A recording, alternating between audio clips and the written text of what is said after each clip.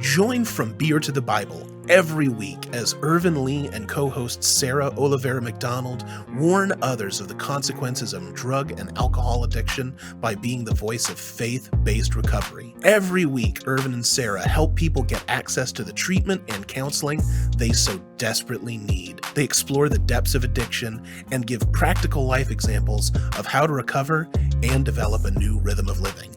The show is gritty, authentic, and simply raw while being rooted in the love, faith, and hope of God. Welcome to From Beer to the Bible.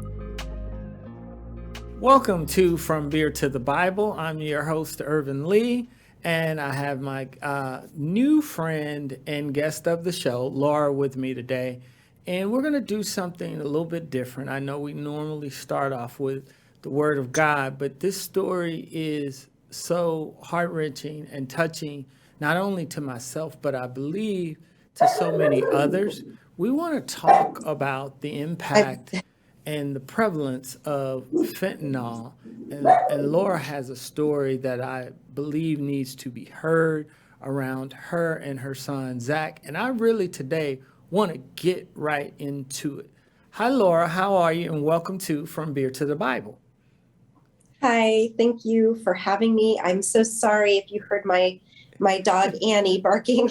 I guess she wanted to say hi as well. So Hey, my mom's going to kind of remove her from the area, so we won't have her. You know what? Adding her 2 cents, but she's precious. But I think that's great. We're very informal. We like to be that way because life happens, and that's just a part of it. So we're just excited to have you on the show, and I want to have you start by giving us your background and your story and what I like to refer to as your testimony, and tell us about your wonderful son, Zach. I actually read about it and saw it in the media, and I was seeking you out.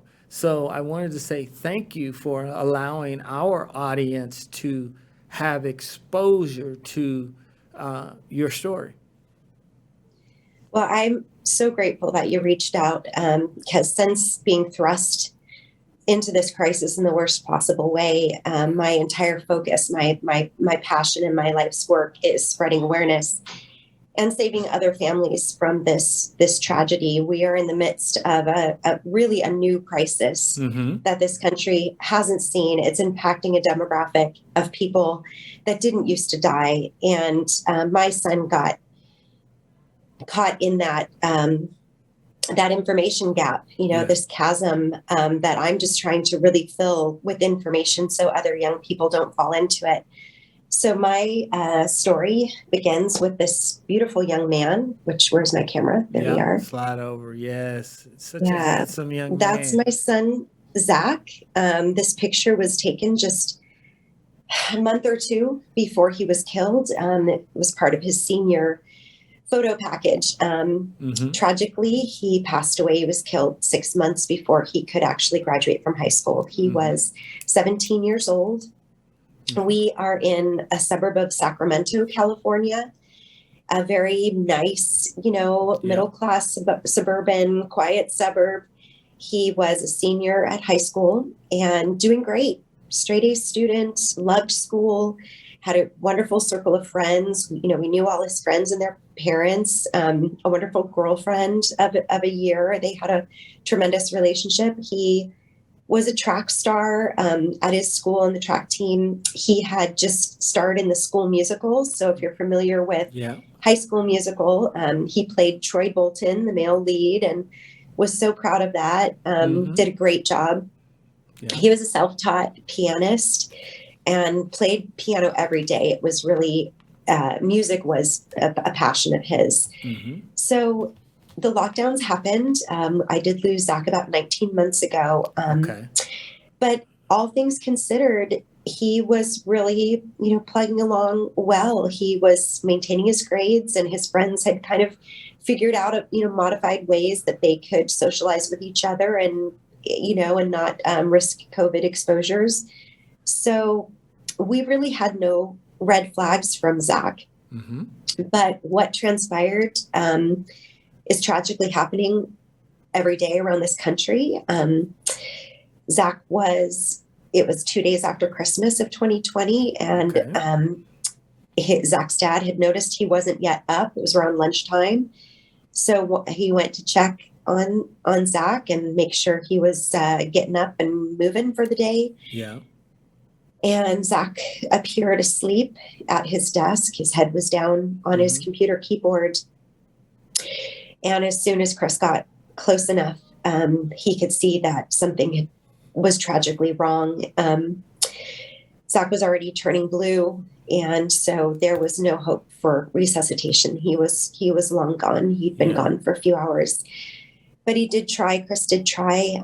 My other son, Sam, called 911, and the paramedics tried, but it was fruitless. And when they, this is when my daughter, our oldest child, called me to say, "Mom, you need to get over here to the house. It's Zach." Yeah. Kind of let it slip, that Zach was gone. But of course, I start screaming and losing it. So she kind of talked me down as I drove, to the house. But when I got there, there were first responders, law enforcement, and my family all out on the driveway. And as soon as I walked up, Chris said, "Our baby is gone." Wow. And we all had to remain outside so they could investigate, because they wanted to search the house for any clues as to why he would be gone. There were no drugs found in his room. They ruled out self-harm immediately. There was no evidence that anything was intentional. So the first time I heard fentanyl was when the coroner's office was called, to come get Zach. Mm-hmm. And our coroner, she said, "I suspect we'll have to do an autopsy to rule out natural causes, but I suspect we're going to find fentanyl in his toxicology report." And I was like, what is fentanyl? Yeah. And how would my beautiful, healthy, straight A student, athlete, musician get his hands on it, and what are you telling me right now? I knew nothing of fentanyl and certainly nothing about these counterfeit pills. So as we were waiting for that confirmation, Zach's dad and I, each did a tremendous amount of research, and there wasn't a lot of information out there. This was nearly 2 years ago. Right. And there just wasn't that much, especially about the counterfeit pills. So when we got confirmation that it was fentanyl, we made a decision to be public and to warn our community first and foremost. Didn't imagine we could actually become part of a national awareness movement, but we have. And we're grateful, especially to our local community. As soon as we went public, every agency from law enforcement to healthcare professionals to the schools has partnered with us to amplify this awareness message. And not every bereaved family gets that kind of support. No, so not at we all. feel That's really, awesome for really your community. grateful. I'm first of all, thank you to your local community for rallying around you guys. And talk to me a little bit about you had not heard of fentanyl. All of a sudden they're telling you about it. You go to do the research and you don't find much. And then there's two areas I think people need to be educated on. Just what is fentanyl, how powerful it is, and then thirdly, the counterfeit pills. Can you talk about those and share some insights? Absolutely. Yeah, it's really a perfect storm. Right now, first of all, fentanyl is synthetic. Yeah. So it is made in a lab. It doesn't require plants or cultivation or farmers that can limit the supply and raise prices, depending on when your supply is limited, obviously prices are higher. Fentanyl is made from chemicals in a lab. The supply is endless, which drives the price down, which incentivizes dealers, manufacturers to use fentanyl in place of plant-based drugs. Yeah. Fentanyl is 50 to 100 times more potent than morphine. It is deadly in a minuscule amount. It only takes 2 milligrams to be potentially lethal to a human. And so it's just this horrible combination. And then with the counterfeiting, it's really, it's so nefarious, this counterfeiting portion of it, because what they're doing, what these cartels and other people that are pressing these pills, they are capitalizing on the opioid crisis. And as a lot of people now, understand, we had an opioid crisis with legitimate pharmaceutical pills. Well, then those diverted pharmaceuticals have been really clamped down on. This overprescribing, the pill mills, which is great. It's been really tightened up. Well, the cartels decided to fill that void with these counterfeits. So it's very clear, it's very important for people to understand that these pills are not adulterated medicines. They are counterfeit from their inception. They are filler material and fentanyl. They are pressed in pill presses and stamped to look exactly like an Oxy, a Percocet, an Adderall, a Xanax. And that's how especially these young people are being deceived, because they've grown up around pills. The pill culture has been very normalized.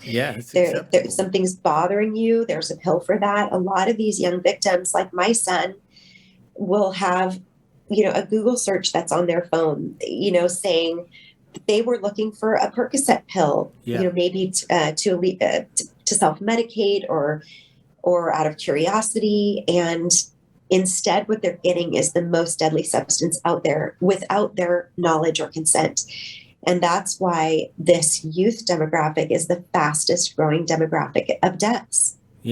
And will you talk about how they are using technology to get the counterfeit pills and fentanyl into the hands of young consumers?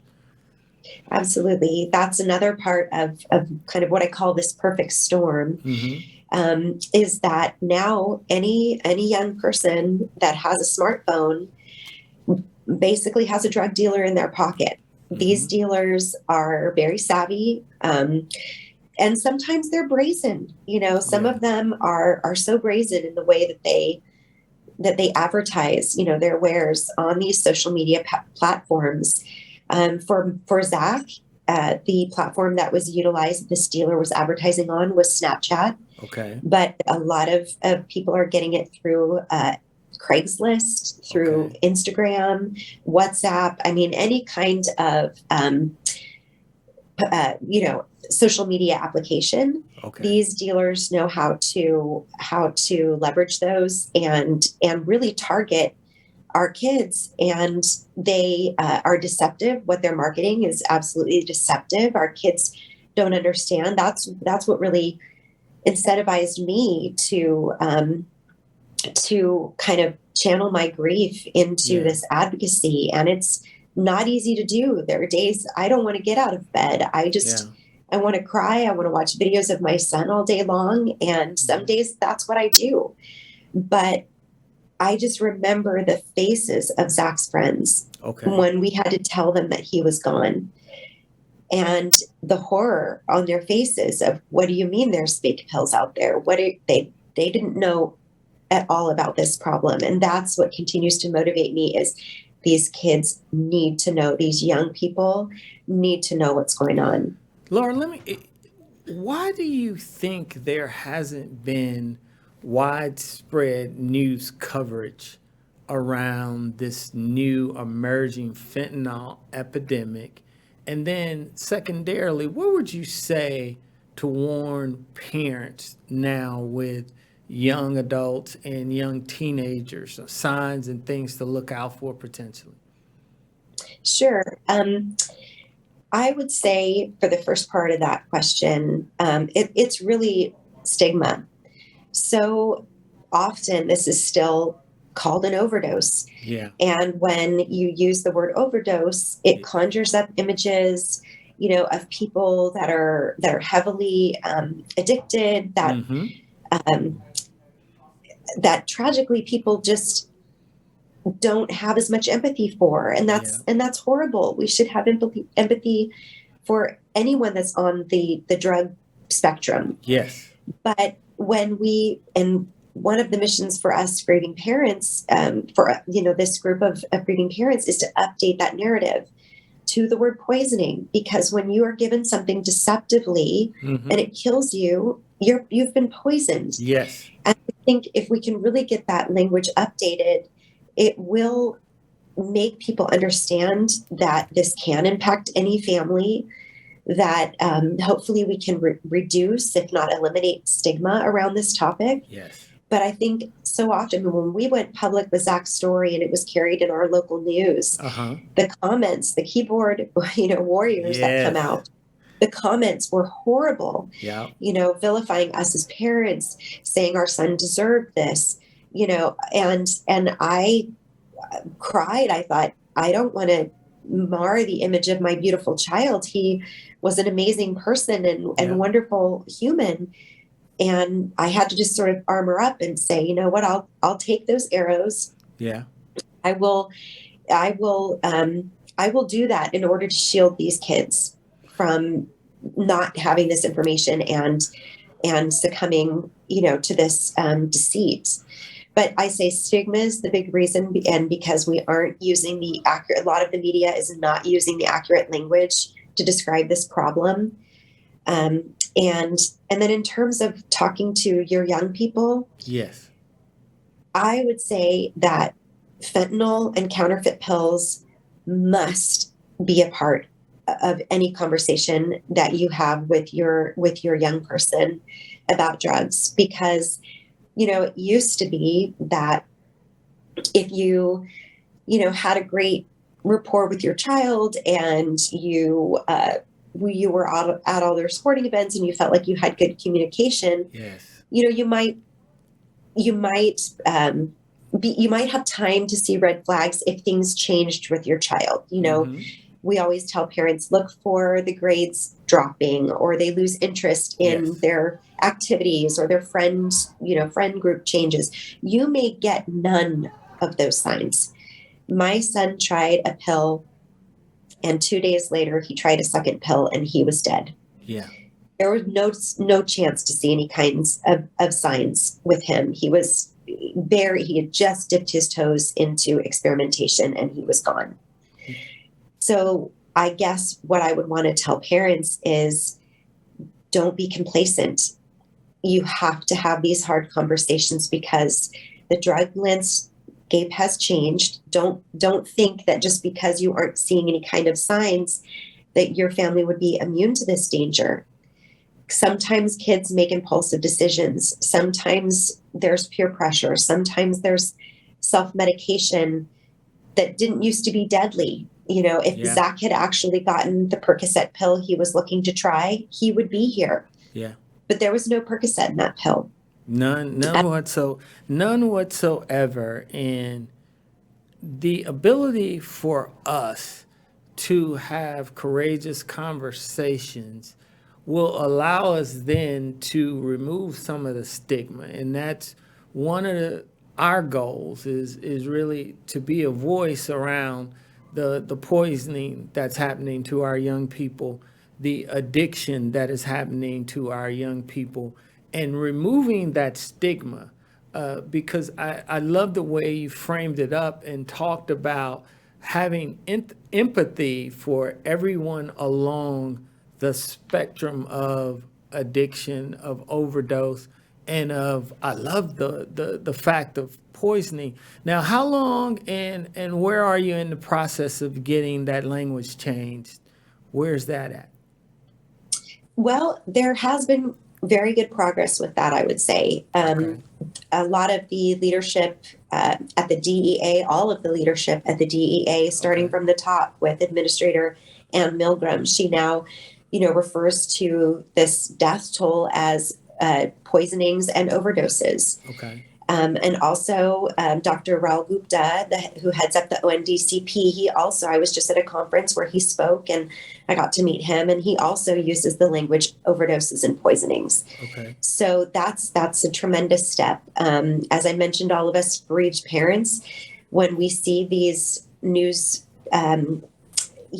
headlines or these broadcasts, we'll write into the stations, and write into the reporters and say, here's some information and why we really need you to understand that is not the proper word for this death. My son did not overdose on Percocet. He was poisoned by a counterfeit Percocet pill that he did not know contained fentanyl. He thought it was the real deal. Yeah.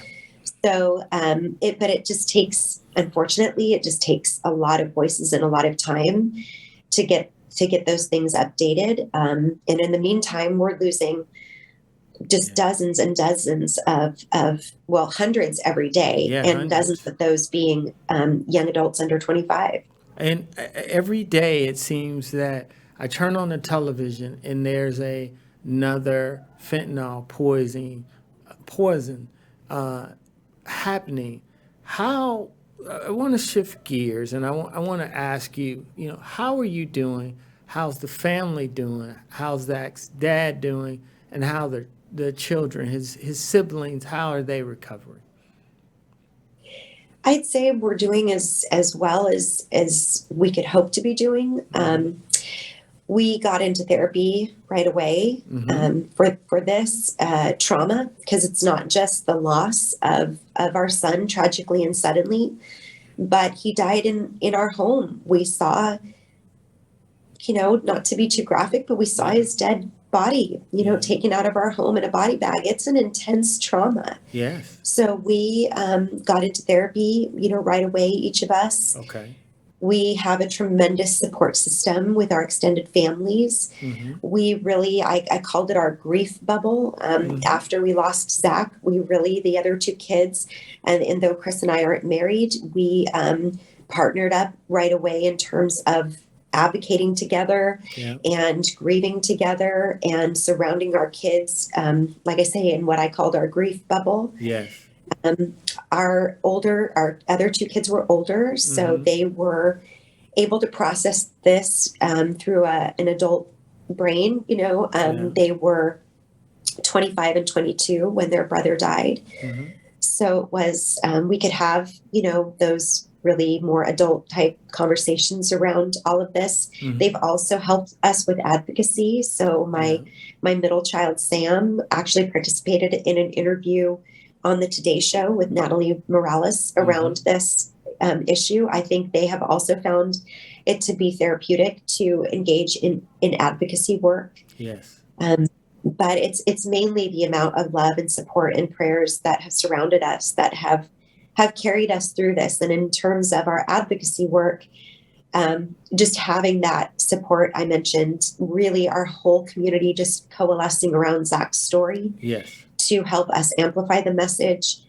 And it just helps us feel like we're not alone. Yes. It really, really does. It's very, very helpful to feel that. And our county in Sacramento and in Placer, Zach died actually in Placer County, which is right outside of Sacramento County.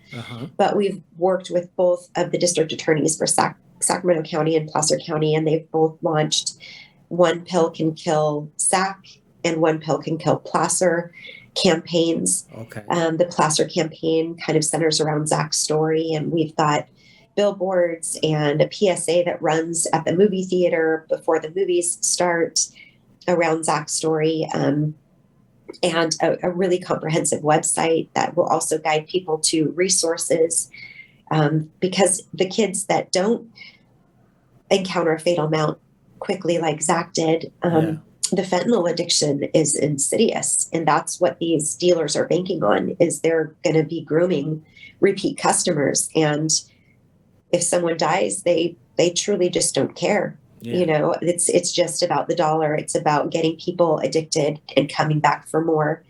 And some dead customers is just the cost of doing business. And fortunately, my county in California is saying no more to that. They're really investigating these things as crimes. We actually are at the conclusion of the criminal case in Zach's case. Okay. And the sentencing hearing is scheduled for September 1st. Okay. But it's rare. It's very rare to get a criminal case. We were fortunate that there was so much digital evidence on Zach's phone, and his girlfriend knew his code, so she was able to unlock that for the detectives right away. There was other digital evidence that they were able to put together, and it was so substantial that he was charged with involuntary manslaughter and selling to a minor. They were in considering additional charges, but the dealer pled to those charges and accepted the max sentences for those charges, and so we won't have to go through a trial. Okay, which is kind good, of right? From you guys' perspective of having to relive all of that. And Laura, one of the things that I like about you is your strength and your courage. Speak to moms out there who have lost a son or a daughter, a child to overdosing or poisoning. Well, I would say that, everyone has to honor their own grief journey. I certainly don't expect everybody that has experienced something like this to jump out there into advocacy. Everybody's got to prioritize self-care above all else. And that is a part of my journey is self-care with the things that boost, my serotonin, help to combat the intense pain. For me, getting outside is very helpful. Time with friends is really helpful, and therapy has been very helpful. But I would also say that if and when someone is ready to come forward and be public and they want to join into advocacy, this unfortunate club, that I have found myself in is full of tremendous people with compassion and wanting to help each other. It's really beautiful to see that we've got a circle of moms here in my area, and we just really jump in with each other. What do you need? How can I help you? Just sending a text or taking you for coffee or something. But I'm hoping that as more of us are speaking out, that it will just encourage and embolden others to speak out and know that we're in this together. Our motives are good, to use our stories to help end the stigma, to help put a face to this crisis, and to help people feel more empathy and kindness. But I would just encourage them to know that they're not alone, and if they have suffered a loss like mine, or fentanyl poisoning through the adulterated drug supply, at Song for Charlie, that's the nonprofit that I work with. Yes. songforcharlie.org is our website.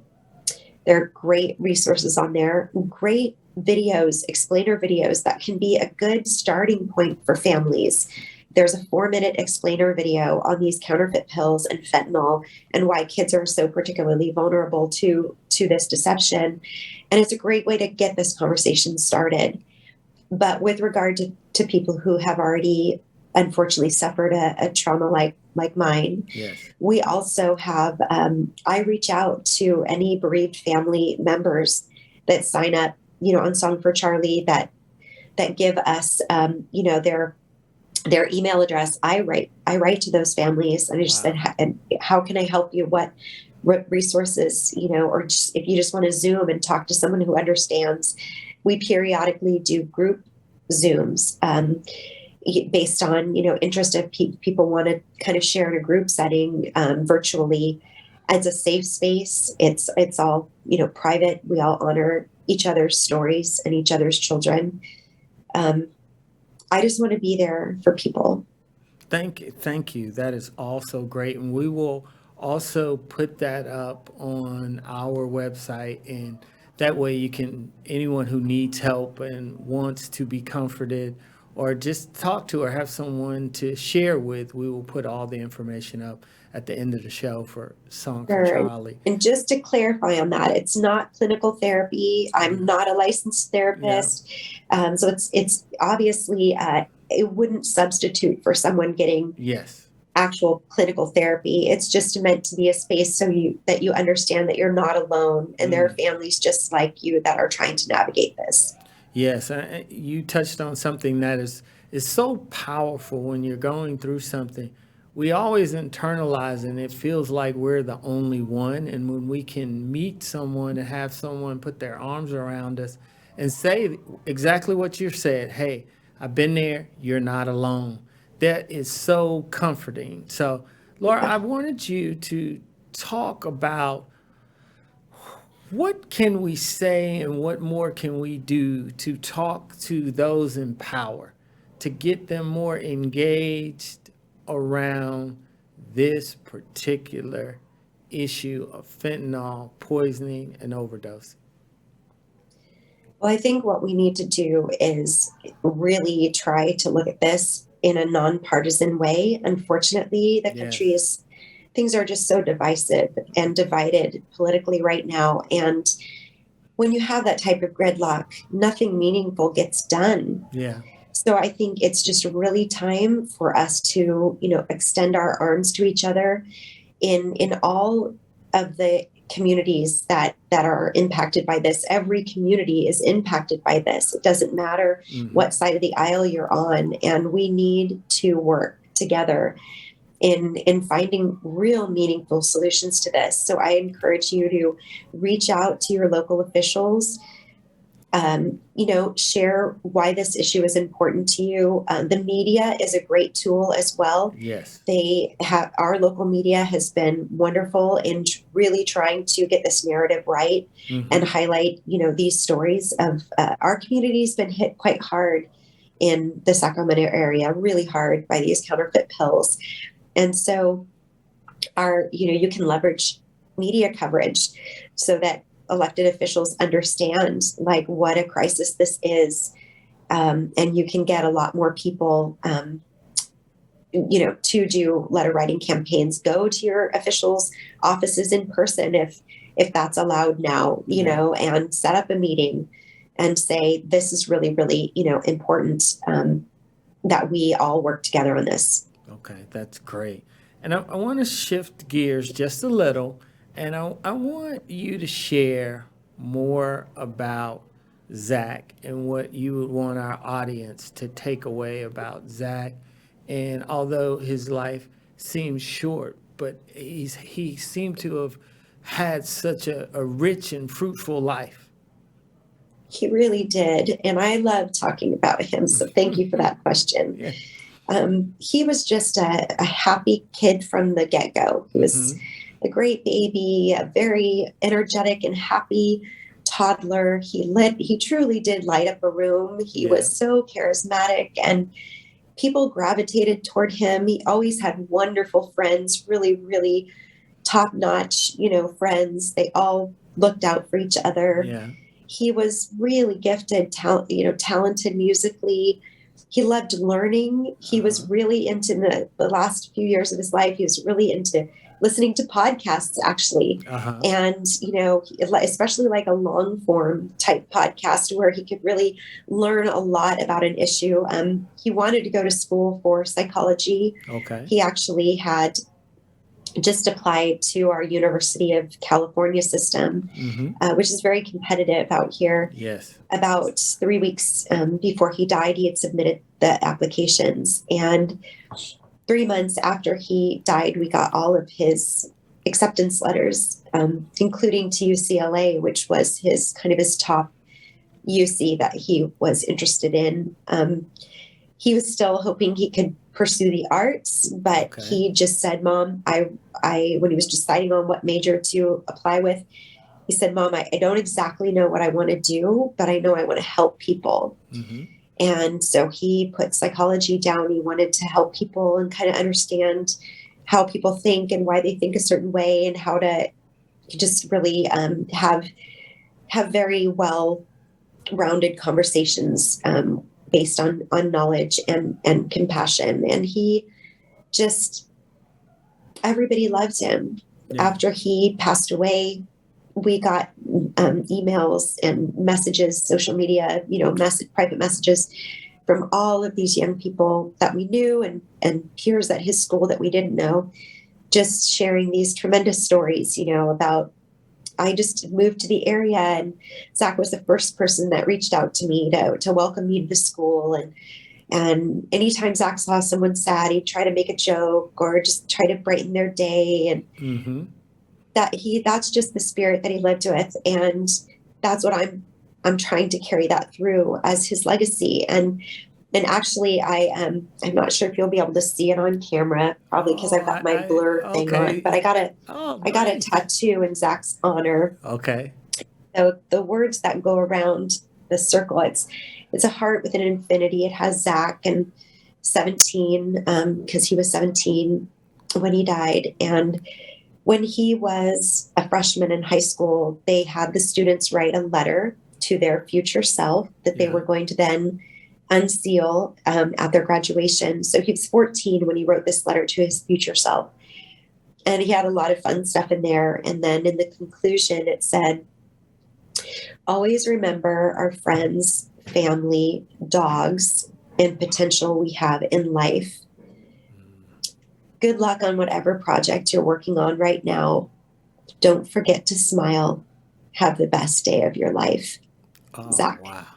Wow. So that first sentence is what I have kind of as a halo around my heart, is always remember our friends, family, dogs, and potential we have in life. And so it's kind of my touchstone, so when things get tough and rough and I don't feel like I can armor back up and tackle that next assembly or public outreach event, I just touch there, right there.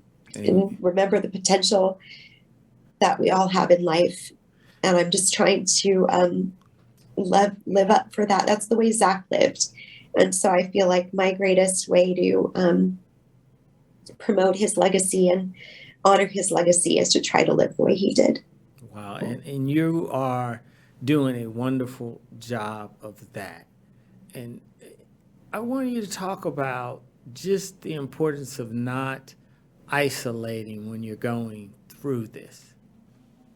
Yeah, it really is so important to reach out to people that have compassion, and nowadays it's so much easier even to do that virtually. I mean, face to face is great, but you may not have someone in your town or neighborhood who has faced this trauma. Mm-hmm. So even if you can reach out virtually, if that is your best way to do it. There are wonderful support groups, fentanyl awareness groups on Facebook that welcome parents in. Some that are more geared toward advocacy work, some that are more geared toward grief support, and you can really find the best fit for you through these groups. So I would encourage people to reach out and know you're not alone, and know that there are people that are going through it. There are people that understand it. There are people that will help you through it, especially if you're in that early acute phase of it where it's so overwhelming and it's so devastating and it's very hard to see anything but your pain. Okay. There are those of us who are a little further along in the journey who can honor that space that you're in, but also tell you that you can be okay, and we're here to help that happen. That is awesome.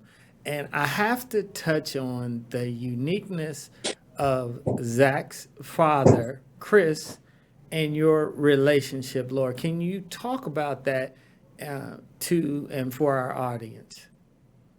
Sure. So Chris is Zach's dad, and we've known each other. So, I was a teenager when we met. Yeah. And we were married for quite a number of years. We did part several years before we lost Zach, but we've remained amicable. We still had maintained our family home. We had decided that would be best for Zach until graduation, that we alternated time, in our family house, and we were all very, very connected and doing really great. When we did tragically lose Zach, it was Chris's time at the house. And so I was coming later that day anyway, but I obviously sped over as soon as I got the word. And then once, we lost Zach, we pretty much put what I called a grief bubble around that house. And we just stayed there with our other two kids to just try to process this all together. It was like a bomb went off in our house that we didn't even know existed. So that's just the way that we decided it would be best for our other two kids to grieve like that and to share our resources with each other. Yes. For the first couple of months, there was constant activity at the house, family and friends bringing us food and crying with us and trying to distract us with Ted Lasso. We binge watched Ted Lasso to try to, kind of get away from the pain for a little bit at least. And that was it was just recently in the spring that we finally sold that house. And, and our other two kids don't live in town and they were, so it made sense to kind of close that part of our process. But we are a team. We call ourselves Team Zach. So anytime we are doing local advocacy work, whenever possible, he's a pilot. So sometimes he's out of town. He's a commercial pilot. And but he's been pretty good about being able to coordinate his schedule so that when we have these local awareness events, he is able to be there. It's very rare that he is not able to be there. Okay. And will you make sure you give Chris our regards? And I hope to have you guys on again soon, the both of you. But I love how you and Chris chose love and unity, right? In the midst of the crisis that you were going through, despite not being married, how you came together as a family and created what you call your grief bubble. Which is amazing. And I think that is an example of what we should do, right? When God calls us to love one another. And that's what you guys have done.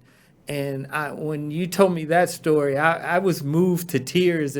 But I'm also excited because I love when love and unity wins out over everything else that could be going on around us. We need more examples of what you and Chris did. So thank you for that. You're welcome. And thank you. As we get ready to close, I'm going to give you the floor and I want you to share what you would like to share about anything else around Zach, around your mission, your advocacy, and then close by letting people know where they can reach you or reach out to you. We have committed to having you back on the show again. We've also committed to putting together more information and more shows built around the harm and the danger and the impact that fentanyl is having on our young people. Well, once again, thank you so much for inviting me onto your platform to amplify this message and really help update the narrative on what this crisis is and put a face to what this crisis is. We do have this demographic, of people that are dying, first-time users, experimenters, people who might, recreate with drugs that are now being killed by fentanyl. These are poisoning deaths. Often, very often, the consumer was not looking for fentanyl, did not know that fentanyl would be there, including, my precious son, Zach. So anytime I'm able to share that and help get these conversations going, I'm very grateful to do that. Zach, I know, would want me and his father to do this work. He did, like I mentioned, he wanted to help other people in his life. And so carrying on his legacy in this way of helping others is absolutely what we're committed to doing. As I mentioned before, the nonprofit that I have aligned with is songforcharlie.org, O-R-G. And it is all of the resources on there they're free, they're downloadable, they're shareable. or trying to just warn the kids where they are in their language. The primary focus with Song for Charlie is around the counterfeit pills. We do talk about fentanyl in general. We have a whole fact sheet about fentanyl, but our primary focus is this younger demographic of victim that is really falling prey to these fake pills. Yes. And we've got great video resources on there. We have resources for teachers, for parents, for students. So we're always looking to partner with, organizations that are in this drug use prevention space. And any way we can partner with other organizations to just further, widen the scope of who we can reach.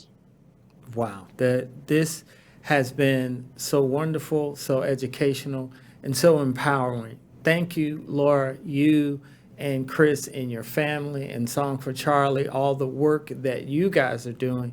Now, audience, what we want you to do is to share this with young people so they are aware of the pitfalls, the dangers of overdosing and poisoning from fentanyl and the counterfeit pills. We need you to share this and get this message out. Laura, may God richly bless you and your family, and may God continue to bless the work that you guys are doing to keep Zach's wonderful memory alive.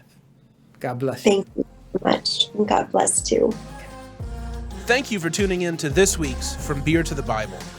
Make sure to tune in next week when Ervin and Sarah gift you with even more addiction recovery information. Make sure to like, share, and subscribe. You can find us on YouTube, Facebook, Twitter, and Instagram. And remember, we're always there for you.